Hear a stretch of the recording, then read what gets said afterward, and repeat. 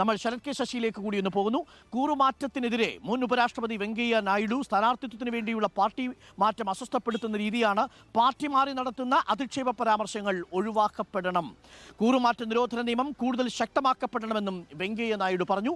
വെങ്കയ്യ നായിഡു പറഞ്ഞത് Sarath K Sasi report ചെയ്യും. Sarath K Sasi, എന്താണ് വെങ്കയ്യ നായിഡു സൂചിപ്പിച്ചത്?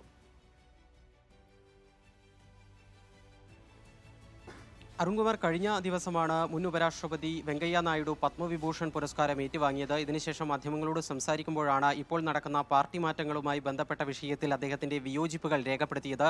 ഇന്ന് രാവിലെ നിങ്ങൾ ഒരു രാഷ്ട്രീയ പാർട്ടിയിൽ അംഗമായിരിക്കും, ഉച്ചയാകുമ്പോഴേക്കും ആ പാർട്ടി വിടും, തൊട്ടടുത്ത ദിവസം പുതിയ പാർട്ടിയുടെ സ്ഥാനാർത്ഥിയായി രംഗപ്രവേശം ചെയ്യുന്ന ഒരു സാഹചര്യം, ഇത് അസ്വസ്ഥപ്പെടുത്തുന്ന ഒരു രീതിയാണ് എന്നാണ് വെങ്കയ്യ നായിഡു ചൂണ്ടിക്കാണിച്ചത്.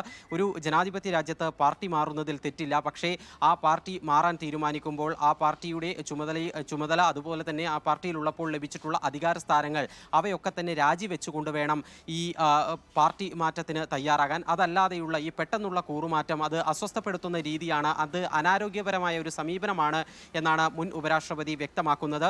BJP ഈ തെരഞ്ഞെടുപ്പിൽ തന്നെ പ്രതിപക്ഷ പാർട്ടികളിൽ നിന്ന് കൂറുമാറിയ നിരവധി ആളുകൾക്ക് ടിക്കറ്റ് നൽകിയ ഒരു പശ്ചാത്തലമുണ്ട്. അതിനിടയിലാണ് ഇത്തരമൊരു പരാമർശം ഉപരാഷ്ട്രപതി വെങ്കയ്യ നായിഡുവിൻ്റെ ഭാഗത്തു നിന്ന് ഉണ്ടാവുകയും ചെയ്തിരിക്കുന്നത്. ഇത് ഏതെങ്കിലും ഒരു രാഷ്ട്രീയ പാർട്ടിയെ പ്രത്യേകമായി താൻ ഉദ്ദേശിച്ചു പറഞ്ഞതല്ല, പൊതുവായി തൻ്റെ ഈ വിഷയത്തിലുള്ള നിലപാട് വ്യക്തമാക്കുകയാണ് ചെയ്തത് എന്നും വെങ്കയ്യ നായിഡു ചൂണ്ടിക്കാണിക്കുകയും ചെയ്തിട്ടുണ്ട്. ഇങ്ങനെ രാഷ്ട്രീയ പാർട്ടികൾ മാറുന്നതിനെ സംബന്ധിച്ച് നിലവിൽ കൂറുമാറ്റ നിരോധന നിയമം നിലവിലുണ്ട്, പക്ഷേ ആ നിയമം കൂടുതൽ ശക്തിപ്പെടേണ്ടുന്ന സാഹചര്യമാണ് ഇപ്പോഴുള്ളത് എന്നും വെങ്കയ്യ നായിഡു ചൂണ്ടിക്കാണിച്ചു.